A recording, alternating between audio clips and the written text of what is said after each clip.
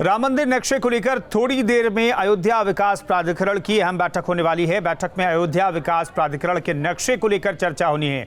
वहीं आज राम मंदिर का प्रस्तावित नक्शा अयोध्या विकास प्राधिकरण से पास हो सकता है। राम जन्मभूमि तीर्थ क्षेत्र ट्रस्ट ने 2,74,110 वर्ग मीटर का नक्शा दाखिल किया है, जिसमें 2,74,110 वर्ग मीटर ओपन एरिया है और 13,000 वर्ग मीटर कवर्ड एरिया है। ट्रस्ट को विकास शुल्क के साथ साथ अनुरक्षण शुल्क, पर्यवेक्षण और लेबर सेस भी देना होगा। आज बोर्ड की बैठक में अध्यक्ष कमिश्नर MP अग्रवाल, उपाध्यक्ष डॉक्टर नीरज शुक्ला और बोर्ड के सदस्य बैठक में शामिल होंगे। आपको बता दें कि प्रस्तावित नक्शा पास होने के बाद राम मंदिर निर्माण का कार्य जल्द ही शुरू होगा। मंदिर निर्माण के लिए कई मशीनें अयोध्या पहुंच चुकी हैं। पहली बात तो मानचित्र बहुत आवश्यक था, क्योंकि मानचित्र जिस मंदिर का, जिस भवन का नहीं होता है, वो सरकारी कागजातों में उसकी प्रमाणित तो नहीं होता है। तो एक महत्वपूर्ण बात तो ये होगी, यदि आज समिति की बैठक होगी उन लोगों की, अधिकारियों की, तो निश्चित है आज उसको स्वीकृति हो जाएगी। स्वीकृति होने के बाद में मानचित्र भी जल्दी से जल्दी वो तैयार होकर के दे दिया जाएगा। बहुत से ऐसे काम हैं जो अभी अधूरे पड़े हैं, तो उसको जो अभी तोड़ने वाली काम हो रहा है, उसमें अभी ये सीता रसोई और जन्म स्थान तोड़ना है, उसके बाद मानस भवन तोड़ना है। जब तक ये सब पूर्णतया ज़मीन का जो व्यवस्था है वो नहीं हो जाती, तब तक अभी विलम्ब होगा। लेकिन मानचित्र बहुत ज़रूरी रहा और सूझबूझ करके ही ट्रस्ट ने ऐसा किया है। उसकी स्वीकृति मिल जाने के बाद यह स्पष्ट हो जाता है कि उसके बाद आप काम कर सकते हो। अयोध्या में बनने वाले राम मंदिर का नक्शा आज अयोध्या विकास प्राधिकरण बोर्ड से पास किया जाएगा, जिसके लिए बोर्ड की आज एक अहम बैठक अयोध्या में बुलाई गई है। इस बैठक में नक्शे को लेकर चर्चा होगी, जिसके बाद नक्शे को बोर्ड से पास किया जाएगा। गौरतलब है कि कुछ दिन पहले ही ट्रस्ट ने बोर्ड में राम मंदिर का नक्शा पेश किया था। आज नक्शा पास होने के बाद मंदिर निर्माण का कार्य तेजी से शुरू होगा, जिसके लिए बड़ी बड़ी मशीनें मंदिर परिसर में पहुंचनी शुरू हो गई हैं। माना जा रहा है कि अगले हफ्ते से मंदिर निर्माण के लिए नींव खुदाई का काम भी शुरू हो जाएगा। वीडियो जर्नलिस्ट दीपक राणा के साथ अविनाश सिंह, न्यूज स्टेट, अयोध्या। अविनाश हमारे सहयोगी इस खबर पर बातचीत करने के लिए सीधे जुड़ रहे हैं। अविनाश, ऐसा लग रहा है कि आज एक पड़ाव मंदिर निर्माण के लिए जो है उसे भी ट्रस्ट पार कर लेगा, क्योंकि कहा जा रहा है कि प्राधिकरण की बैठक में मंदिर का जो प्रस्तावित नक्शा है, जिसे फाइनल कर दिया है ट्रस्ट ने, उस पर मुहर लगा देगा प्राधिकरण।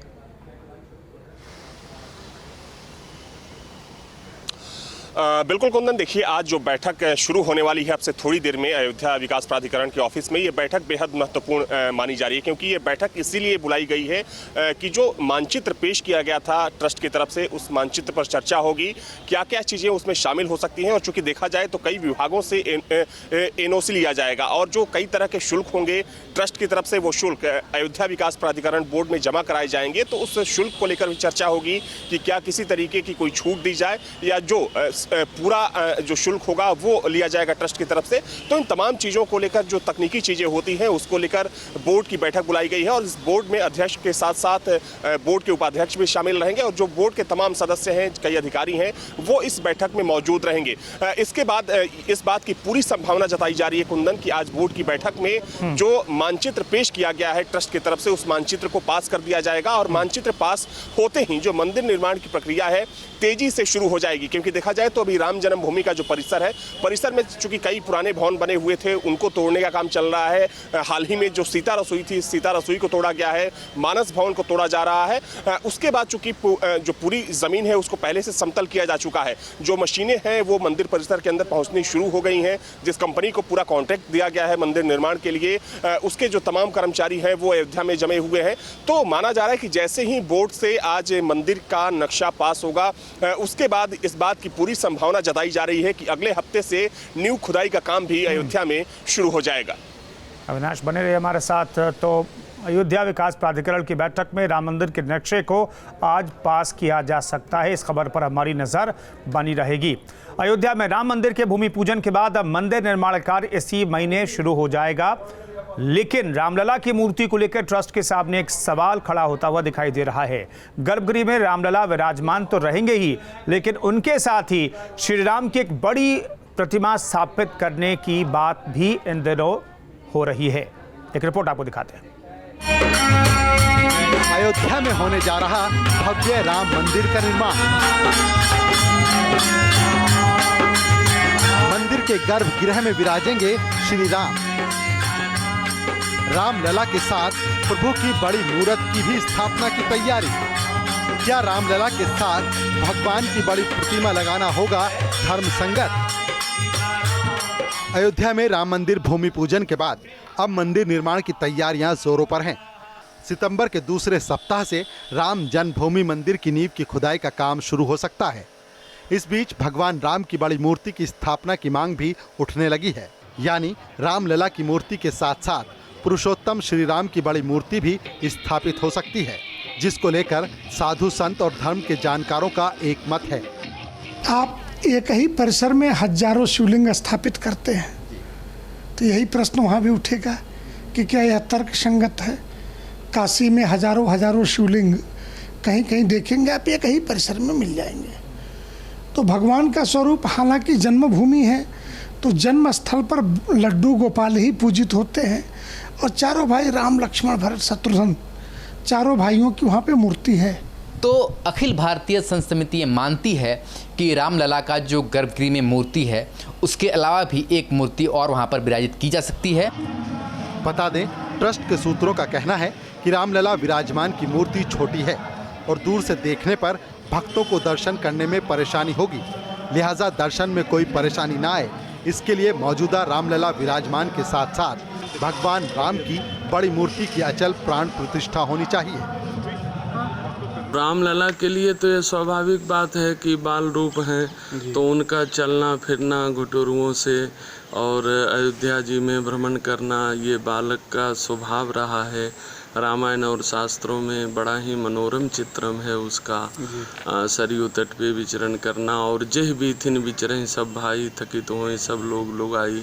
तो स्वयं प्रकट हमारे जो रामलला जी हैं स्वयं कहीं से आकर के प्रकट ही हुए और वो चल विग्रह के रूप में रहेंगे। अचल विग्रह के रूप में अगर किसी और प्रतिमा की स्थापना प्राण प्रतिष्ठा होती है तो यह विधि सम्मत है, शास्त्र सम्मत है। आपको बता दें, अयोध्या में बन रहे रामलला के मंदिर में गर्भगृह के साथ ही प्रथम तल पर भव्य राम दरबार भी बनेगा, जिसमें भगवान राम के साथ सभी भाइयों की बड़ी मूर्तियों की स्थापना पर विचार किया जा रहा है। ट्रस्ट के सूत्रों की माने तो बड़ी मूर्ति को स्थापित करने का विचार ट्रस्ट कर रहा है। ऐसे में रामलला की छोटी मूर्ति में चल प्राण प्रतिष्ठा इसलिए की जाएगी ताकि उत्सव, रथ यात्रा आदि निकाली जा सके, जबकि बड़ी मूर्ति मंदिर में ही स्थापित रहेगी। फिलहाल प्रभु श्री राम की बड़ी मूर्ति की स्थापना पर ट्रस्ट कुछ भी आधिकारिक रूप से नहीं कह रहा है, लेकिन ट्रस्ट स्थापना को लेकर साधु संतों से विचार विमर्श में जुटा हुआ है। Team news state. लखनऊ में लोगों को सरकार के खिलाफ भड़काने की साजिश चल रही है। एक खास नंबर से फोन कर लोगों से जाति के आधार पर सर्वे किया जा रहा है।